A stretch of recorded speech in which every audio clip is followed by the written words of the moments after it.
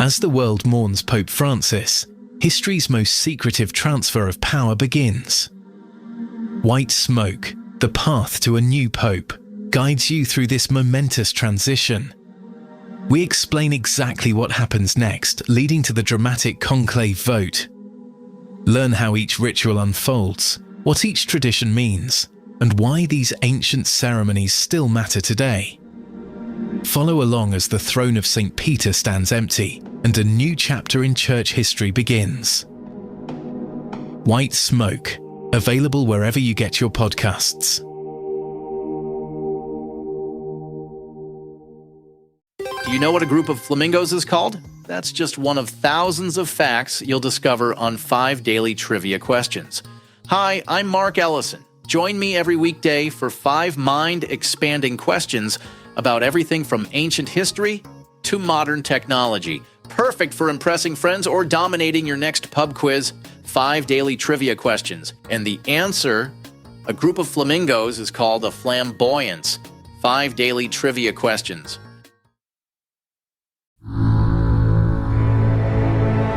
Calaroga Shark Media.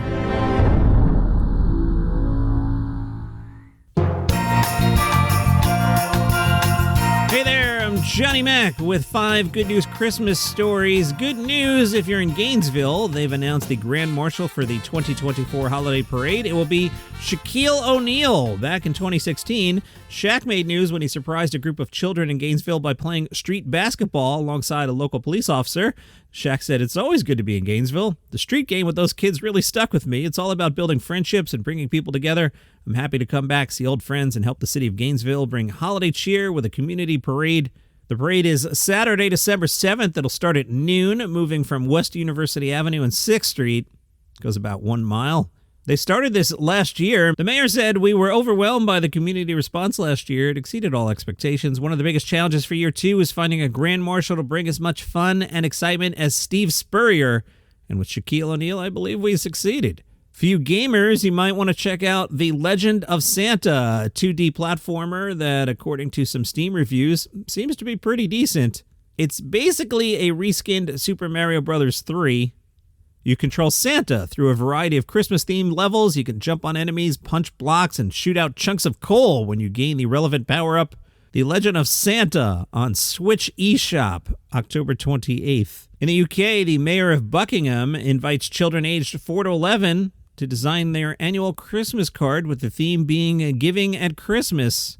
The winners will be chosen based on their interpretation and clarity of the theme, creativity and originality of the theme, quality of artistic competition, and overall design and overall impression of the piece. The winners of the competition will be invited to join the mayor on stage at the annual Christmas Lights Switch-On, that one on November 28th. In previous years, the cards have been so popular at the local tourist information center that they've sold out. Mayor Schaefer said the Christmas card competition is a wonderful Buckingham tradition, and I'm really looking forward to receiving lots of different designs. Let me zag a little bit here and tell you about a woman in New Jersey who tried to smuggle nearly 25 pounds of marijuana in Christmas wrapping paper aboard Spirit Airlines. Oh no.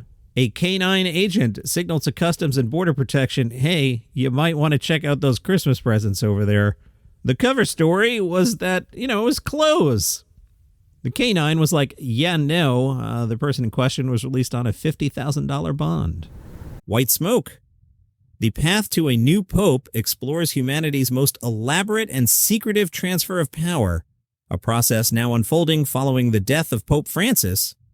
This series reveals the hidden rituals, ancient traditions, and behind-the-scenes drama of papal transition. As the Catholic world enters this solemn period of mourning and anticipation, join us in witnessing how the Church has perfected this sacred process over 2,000 years, and what happens in these crucial days when the throne of St. Peter stands empty. White Smoke brings listeners inside the conclave that will determine who will succeed Pope Francis and lead the Church into its next chapter. White Smoke, wherever you get your podcasts. You can get this podcast completely ad-free right now. If you're on Apple, just click the banner that says Uninterrupted Listening, and you'll get your first month free. If you use Spotify or other podcast players, go to calaroga.com/plus.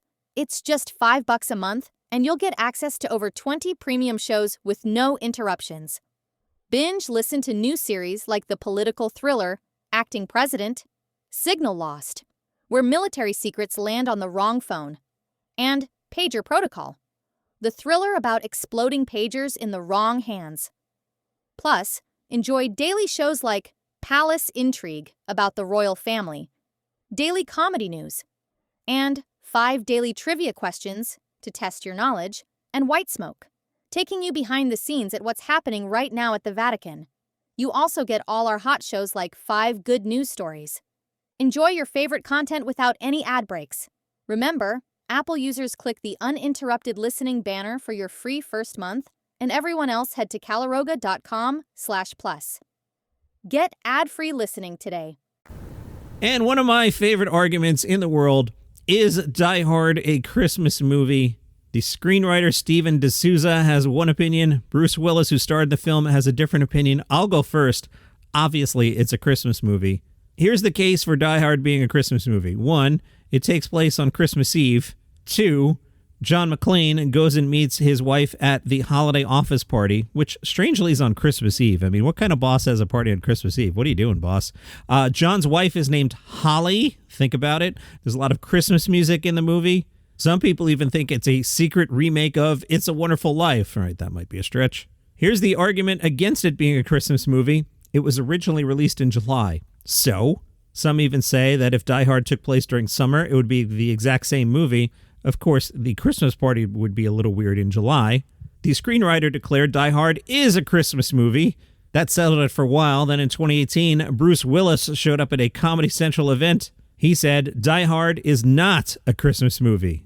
Obviously it is. And those are your 5 good news Christmas stories for today. We're doing this on Saturdays for the time being. As we get a little closer, maybe we'll do a little bit more. You have an awesome day. See you Monday.